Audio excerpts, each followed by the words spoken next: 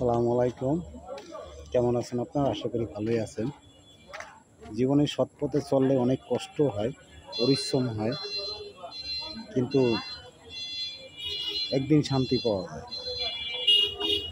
আখিরাতে শান্তি অবশ্যই পাওয়া যাবে, কারণ আমরা তো পরের হক নষ্ট করি না, সত্য পথে চলতে চাই।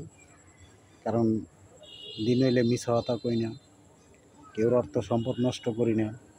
আমরা সবসময় ভালো পথে চলতে চাই ইনশাল্লাহ। আল্লাহ ভরসা ভালোভাবে চলবো, বাকিটা হইলে আল্লাহর ইচ্ছা।